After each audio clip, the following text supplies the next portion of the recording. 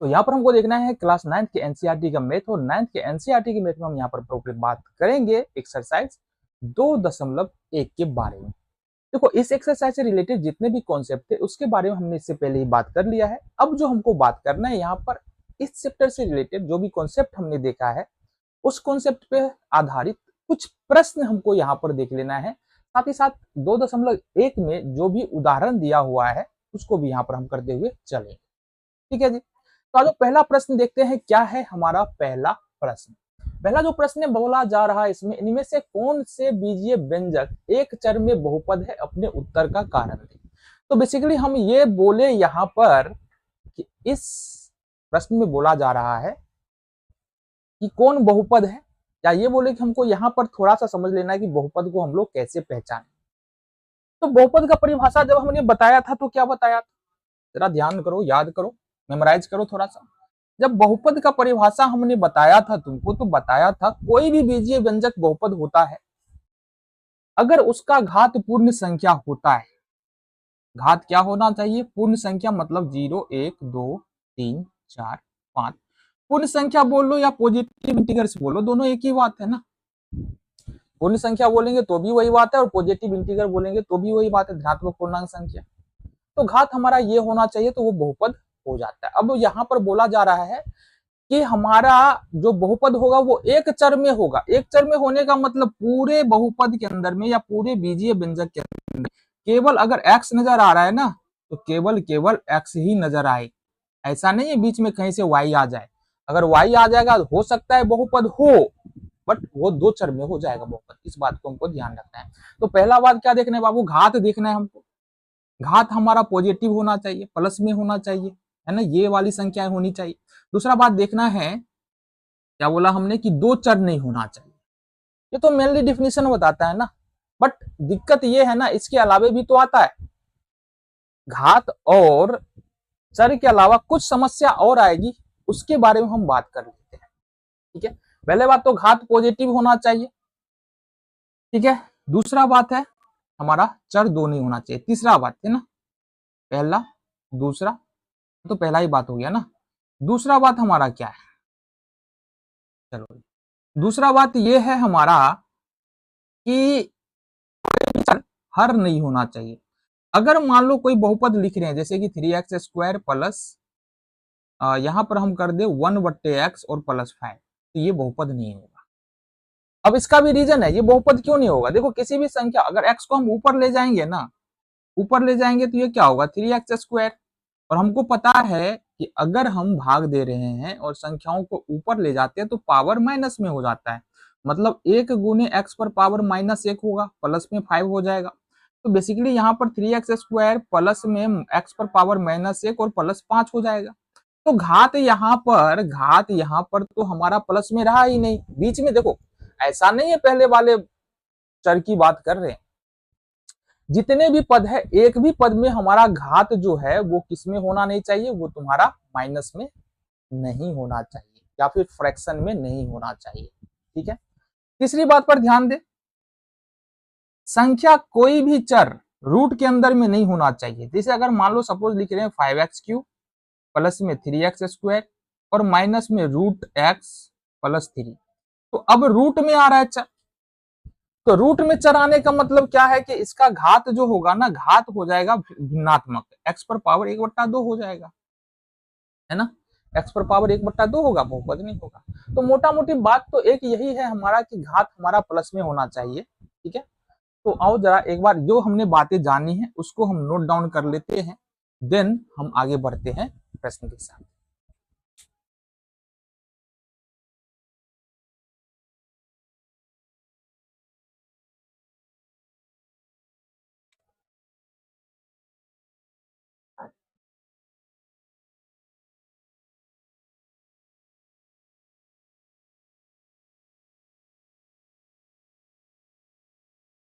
तो यहाँ पर हम देख ले, एक चर में अगर कोई भी बीजीय व्यंजक बहुपद होगा तो उसमें क्या क्या बातें होनी चाहिए। पहली बात, पूरे बहुपद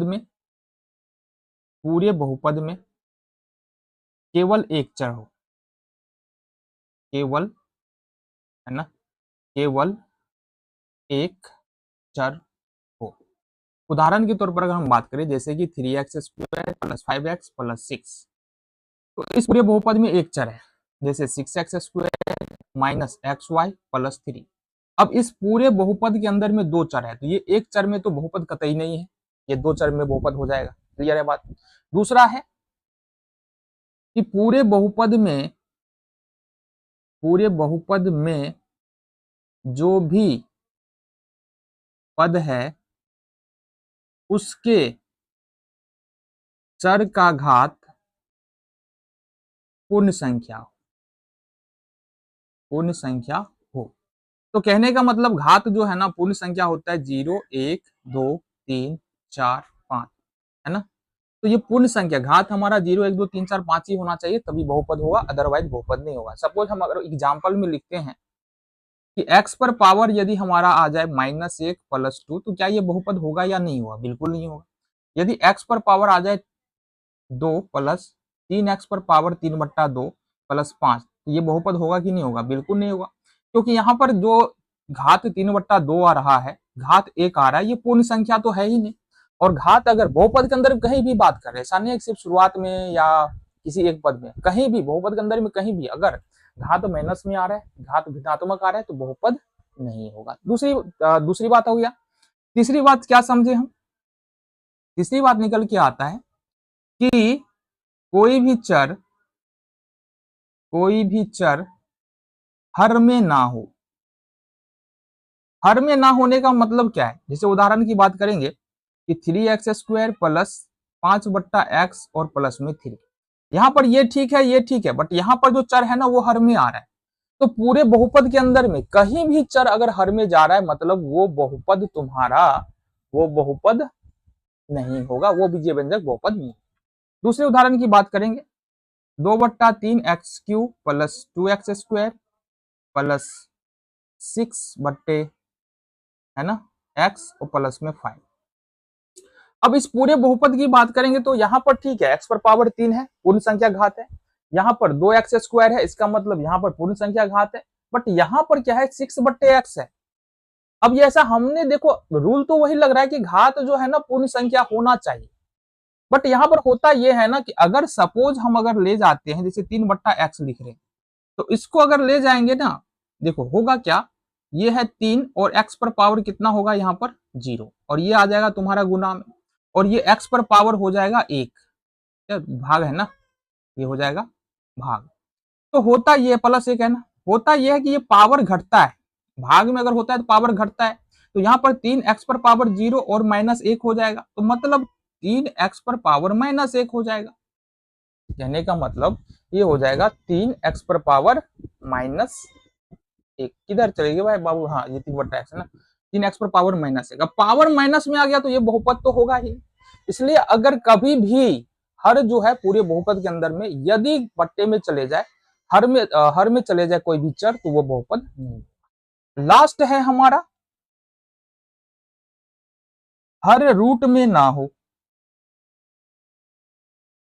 अब यहां पर एक बात ध्यान रखना, हर रूट में ना हो इसका क्या मतलब है? हर रूट में ना हो इसका मतलब रूट में हो सकता है, बट वो रूट से बाहर आ जाना चाहिए। अगर रूट में है, रूट से बाहर नहीं आ रहा है, तो वो बहुपद नहीं होगा। जैसे अगर उदाहरण की बात करें यहाँ पर 2x² प्लस √x प्लस 3, अब ये रूट बाहर नहीं आएगा, ये रूट बाहर नहीं आने वाला है। अगर इसको हम लिख के देखो, अगर हम लिख रहे हैं √x, तो इसका मतलब क्या होता है x पर पावर 1/2। अब जैसा देख रहे हैं यहाँ पर घात कितना हो गया, घात 1/2 हो गया, ठीक है, घात यहाँ पर 1/2 हो गया। 1/2 घात होगा तो बहुपद नहीं होगा। पहले ही बताया हमने कि बहुपद में घात जो है वो पूर्ण संख्या में होना चाहिए। क्या 1/2 पूर्ण संख्या नहीं है, परिमेय संख्या है? इसका मतलब ये रूट के अंदर वाला जो होगा वो बहुपद नहीं होगा। एक और उदाहरण पकड़ेंगे हम 3x² plus √x² plus 2x plus 3। अब एक बात बता दो यहाँ पर, अब एक बात बता दो, ये बहुपद होगा कि नहीं होगा? ये बहुपद हो जाएगा। तो हमने तो कहा था कि रूट के अंदर में अगर होगा तो बहुपद नहीं होगा। अरे बाबू, रूट के अंदर में कहा था, हमने कहा था अगर बाहर निकल जाता है तो बहुपद होगा। किसी भी संख्या को अगर रूट के अंदर डालते हैं, यहाँ कुछ नहीं है और x² लिख रहे हैं, मतलब ये x क्या होगा, बाहर निकल जाएगा। जैसा कि हमको पता है x क्या होगा, बाहर निकल जाएगा। तो बेसिकली ये जो बन रहा है ना, ये क्या हो जाएगा, 3x² प्लस में x प्लस में 2x प्लस में 3, इसका मतलब 3x² प्लस 3x प्लस में 3। तो अब देखो फाइनली घात हमारा क्या है, प्लस में ही तो है। अब घात प्लस में है मतलब ये बहुपद हो जाएगा। तो ये सारी बातें हमने कर ली है ना। बेसिकली 4 रूल है, 4 रूल हमको याद रखने हैं और इससे ज्यादा प्रश्न तुमसे आएगा नहीं। आगे आ जाओ, प्रश्न की ओर बढ़े, प्रश्न की ओर हम लोग बढ़ जाते हैं। पहला प्रश्न है हमारे पास 3x² माइनस 4x प्लस 15। देखो पहले पद का घात 2 है, दूसरे पद का घात 1 है और तीसरे पद में चूंकि चर है ही नहीं तो घात 0 है। तो कहने का मतलब है ना, इस बहुपद में उपस्थित या मौजूद सभी पदों के घात पूर्ण संख्या है, अतः बहुपद, इस बीजीय व्यंजक लिख लो यहाँ, बीजीय व्यंजक, इस बीजीय व्यंजक में उपस्थित सभी पदों के घात पूर्ण संख्या है, अतः यह क्या हो जाएगा, बहुपद हो जाएगा। क्लियर है जी। अब ये क्यों कर रहे हैं, देखो हम ऐसे तो बता करके निकल जाए ना, चल जाएगा काम, बट 2 बात होगा, इससे तुमको समझ में आ रहा है ये बहुपद है तो क्यों है। दूसरी बात ये है कि प्रश्न में भी बोला जा रहा है बाबू की कारण भी तो लिखना है ना, तो कारण तो लिखना पड़ेगा, बहुपद है तो क्यों है, बहुपद नहीं है तो क्यों नहीं। दूसरे प्रश्न की ओर बढ़ते हैं, y² प्लस 2√3। अब बताओ ये बहुपद है या नहीं। तो बेसिकली हमको यहाँ पर मतलब क्या होता है, हमको देखना होता है चर को, अचर से कोई मतलब नहीं, अचर कोई भी वास्तविक संख्या हो सकता है। तो बेसिकली हमको हमारा जो ध्यान जाएगा वो कहाँ जाएगा, चर पे जाएगा, चर को देखना है। तो चर यहाँ पर एक ही है, चर यहाँ पर एक ही है y², और y² का जो घात है एक पूर्ण संख्या है, 2√3, इससे हमको कोई बहस नहीं है। कोई भी वास्तविक संख्या जो है अचर संख्या हो सकता है, कोई दिक्कत ही नहीं है। तो यहाँ पर पूरे बहुपद में चर का घात पूर्ण संख्या है, अतः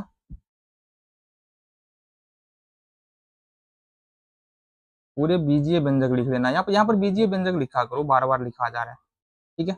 अतः यह क्या है, बहुपद है, ठीक है, समझो बात। तीसरे नंबर की प्रश्न की ओर आगे बढ़े। तीसरे नंबर का प्रश्न है 3√x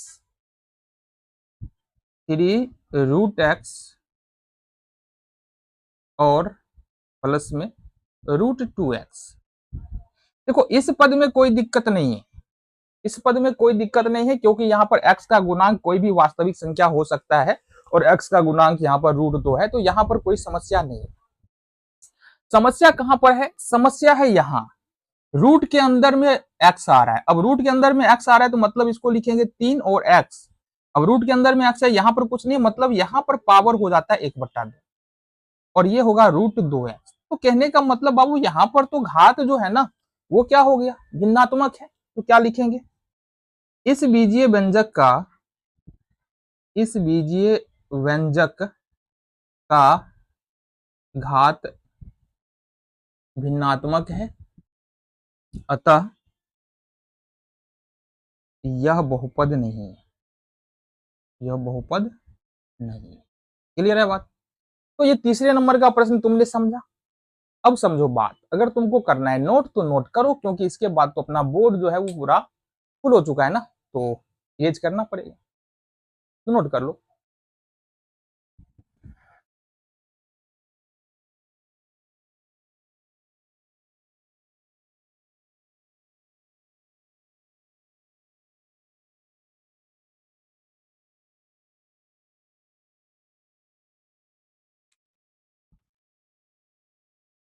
चौथे नंबर के प्रश्न को हम लोग देखेंगे। चौथा नंबर का प्रश्न क्या है, जरा बात करें। x minus 4/x, x minus 4/x। अब हमने तो ये पहले तुमको बता दिया, अगर हर के अंदर में कोई चर आ रहा है तो वो बहुपद नहीं होगा। बशर्ते शर्त इतना है कि अगर हम लिख दे 3x² बट्टे में x या 2x और +3।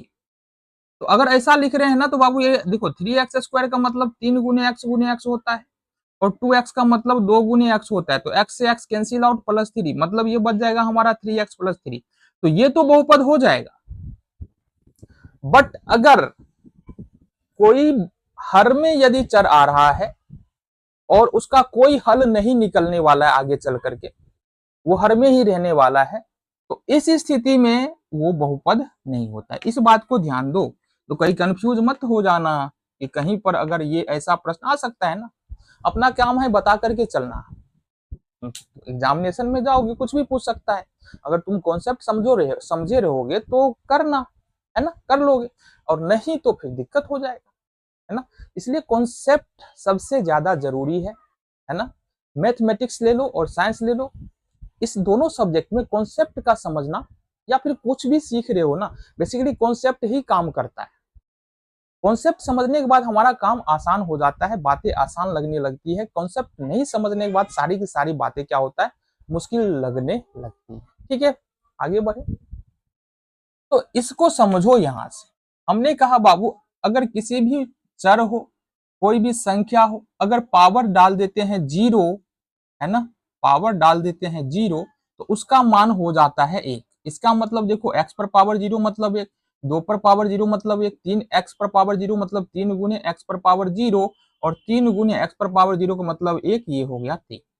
क्लियर है बात, क्लियर है बात।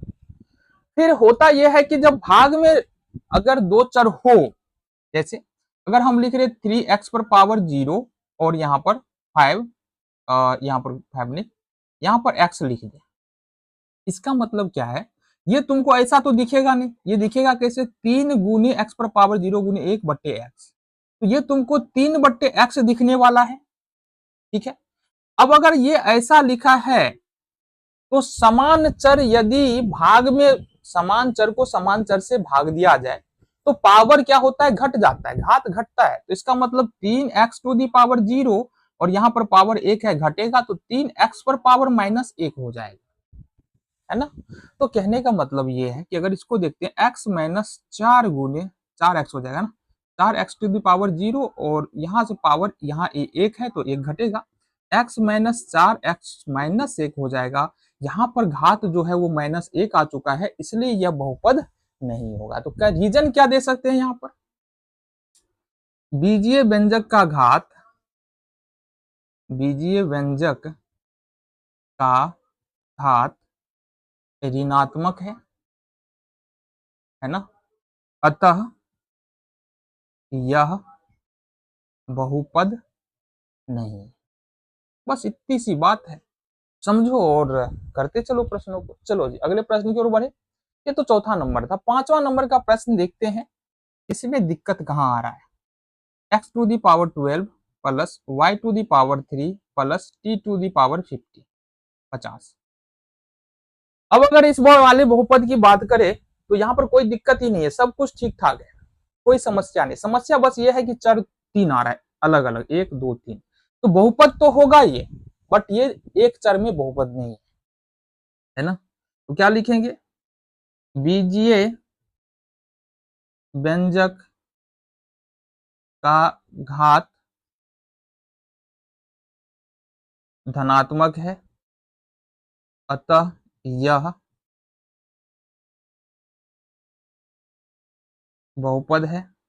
ठीक है, अतः ये क्या है, बहुपद है। लेकिन 3 अलग अलग चर है ना, 3 x y t 3 अलग अलग चर है, इसलिए अतः यह 3 चर में बहुपद है। क्लियर है बाबू, क्लियर है। देखो हमको नहीं लग रहा है ना, जितना हो सकता है ना डिटेल में अंदर जा करके बताना, उतना हम कोशिश कर रहे हैं बताना। अभी भी अगर तुमको समझ में नहीं आ रहा है तो समझो तुमने पीछे बहुत बड़ी गलती की है। और अगर तुमको समझ में आ रहा है कि अभी देखो अभी ज्यादा देर नहीं हुआ, अभी बहुत समय तुम्हारे पास, 9th 10th में हो, है ना, अभी पूरी पूरी जिंदगी पड़ी हुई है। यहाँ से भी अगर तुम शुरू करते हो और मेहनत करते हो तो आगे तुम्हारा फ्यूचर एकदम अच्छा होने वाला है। समझो बात। आ जाओ अगले प्रश्न के बारे में बात करते हैं। बेसिकली देखो ये जो प्रश्न है ना एनसीआर, अगर ये प्रश्न देख लेते हो, जो जितने भी एग्जाम्पल्स हम लोग करने वाले, हालांकि एनसीईआरटी में कुछ प्रश्न हो भी सकता है, कुछ नहीं भी हो सकता है, बट अगर ये देख लेते हो तो एनसीईआरटी जो 2.1 है हमारा, एक भी प्रश्न तो वहां से छूटने वाला नहीं है, बस वही कर रहे हैं और वहां पर भी चलेंगे। तो दूसरे नंबर का प्रश्न या दूसरे नंबर का उदाहरण देख लेते हैं। यहाँ पर क्या है, दिए गए बीजीय व्यंजक में एक्स स्क्वायर का गुणांक यहाँ पर हमको लिखना है। अब हमको लिखना है एक्स स्क्वायर का गुणांक, कभी भी समझो बात। तो अभी हमको खोजना क्या, बस इतना सा काम करना, जरा खोजो एक्स स्क्वायर कहां पर है। क्या खोजना है हमको, एक्स स्क्वायर कहां पर है। और ये अगर तुमको मिल जाए तो देखो इसके बाएं, जस्ट ठीक बाएं साइड में यहां पर क्या है, सपोज 3 है, तो ये एक्स स्क्वायर का गुणांक कितना हो गया, 3 हो गया। अगर मान लो कि -5 एक्स स्क्वायर है, इसका मतलब एक्स स्क्वायर का गुणांक कितना है, -5 है। तुमको कोई भी और पद के बारे में बात ही नहीं करना है, सिर्फ और सिर्फ एक्स स्क्वायर के बारे में ही बात करना है। इसके अलावा माइनस, अगर हम बात करें -x², यहां पर देखेंगे तो इसके बगल में तो कुछ नहीं है, और जब ऐसा आ जाए कुछ नहीं है ना, तो इसका मतलब x² का गुणांक माइनस में 1 है, और यदि प्लस रहे तो प्लस में 1 है। क्लियर है बात। अब समझो बात को, सपोज हम तुमको बोल रहे हैं कि 3x + 3, इसमें बोल रहे हैं x² का गुणांक निकालो, तो इसमें तो x² है ही नहीं। अब इसमें x² नहीं है, इसका मतलब इसका जो x² का गुणांक होगा यहाँ पर वो कितना होगा, 0 हो जाएगा। x² का गुणांक 0 होगा, x² बराबर 0 नहीं होगा, ये बात को समझो। चलो जी प्रश्न देखिए आप आज। तो यहाँ पर हमारे पास जो प्रश्न है, देखना जरा, और तुम्हारा काम आसान कर दे रहे हैं, कैसे देखना। 17 - 2x प्लस में यहाँ पर देखना, प्लस में यहाँ पर है 7x²। समझ में आया कुछ। हमने क्या कहा बाबू, सिर्फ x² को देखना है, और x² वाला जो पूरा का पूरा पद है इसको हमने ब्लैक रंग में लिखा है। तो यहाँ पर जो ये x² का गुणांक होगा, हमने कहा ठीक बाएं देखो क्या है, 7 है, प्लस में 7 है, इसका मतलब x² का गुणांक यहाँ पर कितना हो जाएगा, ये हो जाएगा तुम्हारा 7। हो गया जी। दूसरे प्रश्न की ओर बढ़े, बहुत ज्यादा कुछ नहीं है। 9 - 12x और प्लस में कितना है हमारा, प्लस में है x²। देखो वही सारी बातें आ रही है, तो हमको देखना है x² वाला पद, तो यहाँ पर 9 है, यहाँ पर -12x है, x वाला टर्म है ये, और x² वाला पद ये है। अब x² के ठीक बाएं साइड में देखेंगे बाबू प्लस है और कुछ नहीं है, इसका मतलब हमने क्या कहा, अगर कुछ नहीं हो तो 1, x² का गुणांक यहाँ पर कितना हो जाएगा, प्लस में 1। तीसरे नंबर की प्रश्न की ओर बढ़ेंगे। यहाँ पर है, गौर से देखना, तीसरे नंबर का जो प्रश्न है, ये है हमारा π/6, ठीक है, x², ठीक है। देन है हमारे पास -3x + 4, तो x² वाला पद तो तुमको यहाँ नजर आए, बाद बाकी भूल जाओ ना, इसका कोई काम ही नहीं है यहाँ पर, ठीक है। x² वाला पद यहाँ पर है, और x² के बगल में π/6 है, इसका मतलब यहाँ पर देखेंगे x² का गुणांक यहाँ पर कितना हो जाएगा, पाई और बट्टे में 6 हो जाएगा। क्लियर है बात, यहाँ पर समझ में आ गया। चलो जी चौथे नंबर का प्रश्न है, देख ले चौथे नंबर का प्रश्न क्या है। चौथे नंबर का प्रश्न है √3x और माइनस में 7। क्या यहाँ पर तुमको x² नजर आ रहा है, x⁻2 नजर आ रहा है, नहीं आ रहा है ना। तो नहीं आ रहा है तो हमने क्या कहा, नहीं आ रहा है तो x² का गुणांक कितना हो जाएगा बाबू, बोलो, 0 होगा। अच्छा इसका भी रीजन है बाबू, इसका भी रीजन है, क्यों 0, क्यों, कुछ और क्यों नहीं। तो हो सकता है यहाँ पर प्लस हो, 0 x⁻, कुछ भी लिखा हो, 2 हो, तो अब अगर 0 को x² से गुना कर देंगे तो 0 हो जाएगा, और 0 है तो इसको लिखिए क्यों, बस लॉजिक हमारा यही है। तो यहाँ पर हमारे पास तीसरे नंबर का प्रश्न है, और तीसरे नंबर की अगर प्रश्न की बात करें तो इसके बारे में भी हमने इंट्रोडक्शन वाली वीडियो में बहुत अच्छी तरह से बात किया है ना, इसलिए बार बार बोलते हैं।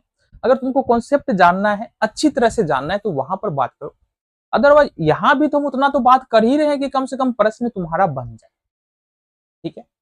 तो यहाँ पर करना क्या, देखो प्रश्न में दिए गए बहुपदों में प्रत्येक का घात लिखिए, ठीक है। क्या करना है, प्रत्येक का घात लिखना, ये 4 होगा बाबू। तो घात कैसे लिखते हैं? सपोज हमारे पास एक उदाहरण है 3x square plus 5x plus 6, और एक और लेते हैं 6x cube plus 2x square minus 3x और माइनस का 2। ये दो बहुपद है। तो इस बहुपद में देखेंगे कुल मिला के पद कितने हैं? एक, देखना जरा, ये 1 2 3। अब 3 ही पद क्यों है? क्योंकि ये प्लस से 3 अलग हुआ है, फिर इसी प्लस से 5 अलग हुआ है, इस प्लस से 5 और 3 अलग हुआ है, इस प्लस से 5 और 6 अलग हुआ है। प्लस और माइनस से किसी भी बहुपद के अंदर में जो भी पद है ना वो प्लस और माइनस से अलग होता है। मतलब कहेंगे कि बहुपद का वैसा भाग जो प्लस और माइनस से अलग होता है उसी को तो हम लोग क्या बोलते हैं? उसी को हम लोग बोलते हैं यहाँ पर क्या? पद बोलते हैं, है ना? क्लियर है? तो पद के बारे में बात हो गया। अब हर एक पद में हमको देखना है कि घात क्या है। तो पहले पद में देखेंगे तो घात कितना है? यहाँ पर 2 है। दूसरे पद में कुछ नहीं है, मतलब 1 है। और तीसरे पद में कोई अचर संख्या है तो यहाँ पर घात 0 होगा। अचर का घात हमेशा 0 होता है, क्योंकि हमको पता है कि अगर x पर पावर 0 डाले तो कितना हो जाएगा? ये हो जाएगा 1। क्लियर है बात? आगे बढ़ते हैं।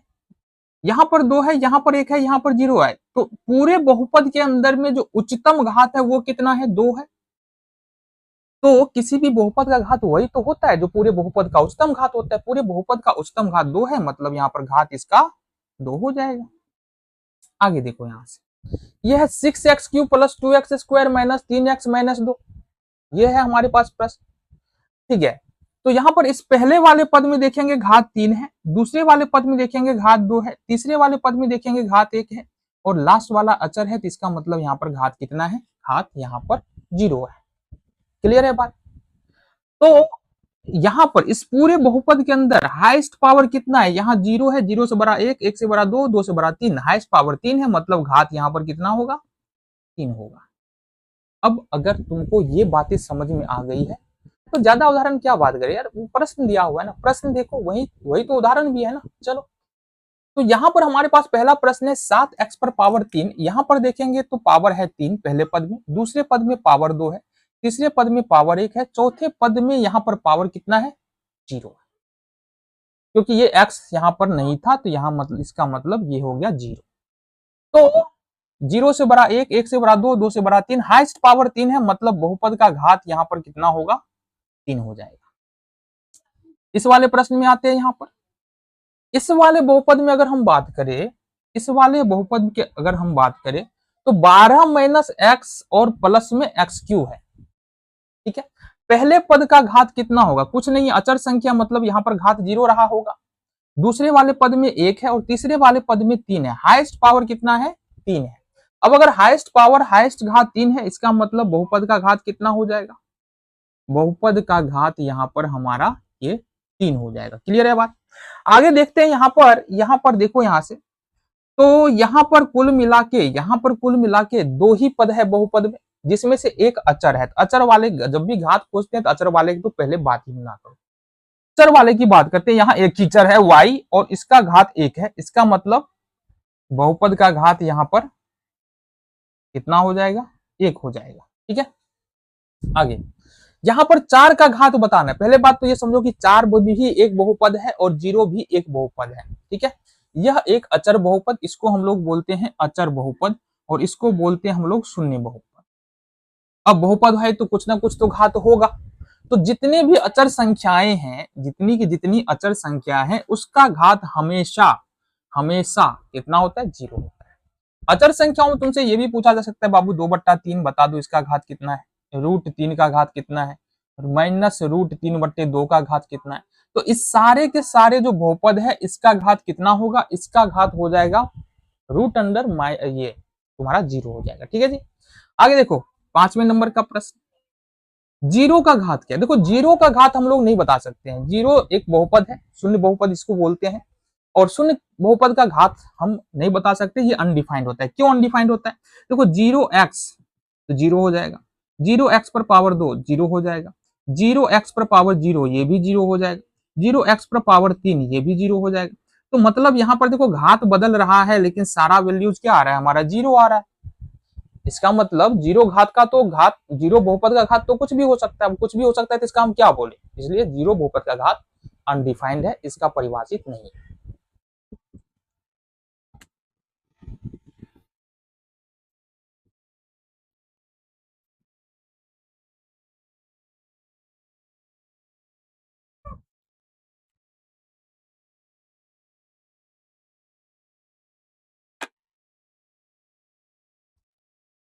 तो अब हमारे पास चौथे नंबर का प्रश्न है। चौथे नंबर का प्रश्न क्या कह रहा है और जरा बात करते हैं। और देखो जितना भी हम प्रश्न कर रहे हैं ना, इस सारी बातों के बारे में हमने इंट्रोडक्शन वाले वीडियो लेक्चर में बात किया है।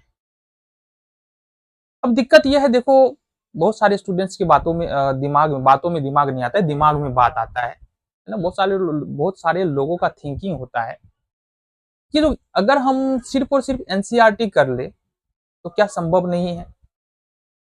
बिल्कुल संभव है ना। अगर तुम्हारा बेसिक मैथ बिल्कुल ठीक है, कोई समस्या नहीं है ना, सिर्फ और सिर्फ एनसीईआरटी को अच्छी तरह से समझते हुए कर सकते हैं। और जो भी एग्जाम में जो प्रीवियस ईयर क्वेश्चन पूछे गए उसको थोड़ा सा हम देख लेंगे तो अपना काम बन जाएगा। बट अगर जिन लोगों को थोड़ा सा कम समझ में आता है मैथ, या आगे चल के हमको पता है कि हमको जो आगे क्लास है 11th है 12th है वहां पर हमको मैथ पढ़ना है, साइंस पढ़ना है, फिर हम थोड़ा सा एक्स्ट्रा एफोर्ट कर सकते हैं और जो हमारी रेफरेंस बुक है, बहुत सारे बुक आते हैं, उसका हम लोग सॉल्यूशन कर सकते हैं। ठीक है, तो अपना तो बस यही देखो मकसद क्या है अपना, है ना, तुम सब एकदम पढ़ने में बहुत ज्यादा तेज हो जाओ, तुम सबका मैथ और जो भी सब्जेक्ट है ना वो बहुत अच्छा हो जाए। कोशिश तो हमारी अपनी यही है। बाकी अगर हम इधर मेहनत कर रहे हैं तो इससे ज्यादा मेहनत तुमको करना पड़ेगा, ये बात समझो। ठीक है, आगे बात करते रहेंगे बट यहाँ पर समझो प्रश्न क्या हमारा। निम्नलिखित बहुपद को रैखिक द्विघातीय त्रिघातीय और चतुर्थ घातीय बहुपद में व्यक्त करें। तो अभी जस्ट पहले हमने देखा है कि बहुपद का घात क्या होता है, ये देखा है ना। किसी भी बहुपद के अंदर हाईएस्ट घात जो होता है, हाईएस्ट पावर जो होता है, वही बहुपद का घात होता है। अब समझो, अगर समझो बात, अगर किसी बहुपद का हाईएस्ट पावर 1 है तो इसको हम लोग बोलते हैं रैखिक बहुपद। अगर हाईएस्ट पावर 2 है तो इसको बोलते हैं द्विघात बहुपद। अगर हाईएस्ट पावर 3 है, उच्चतम घात 3 है तो इसको बोलते हैं त्रिघात बहुपद। ठीक है, और उच्चतम घात 4 है, इसको बोलते हैं चतुर्थ घातीय बहुपद। बस यही है और कुछ नहीं है, प्रश्न हो गया, बन गया अपना। तो यहां पर अगर हम देखें, यहां पर देखेंगे, गौर से देखना, यहां पर पहले पद में पावर 1 है, दूसरे पद में पावर 2 है और तीसरे पद में यहां पर पावर होगा 0। ठीक है, क्योंकि हमने कहा कि हमेशा अचर का जो पावर होता है वो कितना होता है, 0 होता है। तो उच्चतम घात क्या है बहुपद का, उच्चतम घात 2 है ना, 1 0 2, उच्चतम घात 2 है। ठीक है, तो यहाँ पर ठीक है, ये क्या कौन सा हो जाए, देखो यहाँ पर लिख भी देते हैं ना, उच्चतम घात यहाँ पर कितना है, 2 है, इसलिए इसलिए ये क्या हो जाएगा, इसलिए हो जाएगा बहुपद का घात बराबर हमारा 2 हो जाएगा। बहुपद का घात 2 हो जाएगा और बहुपद का घात 2 होगा, इसका मतलब ये हो जाएगा हमारा द्विघातीय, क्या हो जाएगा, द्विघातीय बहुपद। क्लियर है बात, क्लियर है। दूसरे नंबर प्रश्न को देखिए। तो दूसरे नंबर का प्रश्न है हमारे पास 3x - 2। अब अगर इस बहुपद को हम देखते हैं तो इस बहुपद में कुल मिला के पहला पद, दूसरा पद, 2 पद है। पहले पद का जो घात है वो 1 है और दूसरे पद का घात नहीं, कुछ भी चर है ही नहीं, तो मतलब घात 0 होगा। उच्चतम घात यहाँ पर, अधिकतम घात 3 है, क्या है, अधिकतम घात यहाँ पर 3 है। तो सबसे पहली बात, बहुपद का घात कितना होगा, बहुपद का घात यहाँ पर कितना हो जाएगा, ये 3 हो जाएगा। और बहुपद का यदि घात 3 है मतलब बाबू उच्चतम घात 1 है ना, हम भी क्या बोल रहे हैं, तो अधिकतम घात 1 हो जाएगा। ठीक है, बहुपद का घात 1 और बहुपद का घात 1 तो मतलब हमने कहा है रैखिक बहुपद, ये हो जाएगा हमारा रैखिक बहुपद। चलो जी, इस वाले बहुपद में देखते हैं, पहले वाले पद में यहाँ पर घात नहीं है तो मतलब घात 1 है और दूसरे वाले पद में यहाँ पर घात हमारा 2 है। तो अगर पूरे बहुपद के अंदर देखें तो उच्चतम घात है वो कितना है, 2 है। तो यहाँ पर बहुपद में उच्चतम घात, तो बहुपद का जो उच्चतम घात है वो कितना है, वो 2 है। क्लियर है बात। और अगर उच्चतम घात 2 है ना, अगर उच्चतम घात 2 है, इसका मतलब क्या है, इसका मतलब ये हुआ कि बहुपद का घात 2 होगा, बहुपद का घात 2 होगा, और बहुपद का घात 2 अगर 2 है तो कौन सा बहुपद है, द्विघातीय बहुपद। ठीक है जी, ये हो गया तुम्हारा। आगे आ जाओ। अब इस बहुपद में कुल एक ही पद है और घात यहाँ पर कुछ नहीं है, मतलब एक है, और घात अगर एक है तो कौन सा बहुपद होगा, रेखिक बहुपद। ठीक है, तो यहां पर देखेंगे उच्चतम घात बराबर एक, और बहुपद का घात कितना होगा, बहुपद का घात ये भी एक, और इसलिए ये हो जाएगा रैखिक बहुपद। क्लियर है बात। आ जाओ जी, 5वें नंबर का उदाहरण देखिए। यहां पर कुल मिला के 2 पद है। पहले पद में देखेंगे टी स्क्वायर है, मतलब बहुपद का घात 2 है। दूसरे पद में देखेंगे यहाँ पर टी का पावर 0 होगा, है ना, क्योंकि बताया हमने कि किसी भी संख्या या किसी भी चर पर अगर पावर 0 होता है तो उसका वैल्यू कितना होता है, 1 के बराबर होता है, मतलब ये टी पर पावर 0 रहा होगा। पूरे बहुपद के अंदर जो उच्चतम घात है वो कितना है, तो यहाँ पर बात करेंगे उच्चतम घात और बराबर में बहुपद का घात, बहुपद का घात दोनों एक ही बात है, उच्चतम घात ही बहुपद का घात होता है। ये कितना निकल के आ रहा है, 2। तो अगर 2 घात है तो इसको क्या बोलेंगे, द्विघातीय बहुपद। ठीक है, द्विघातीय बहुपद। चलो जी, अगले प्रश्न की ओर बढ़े।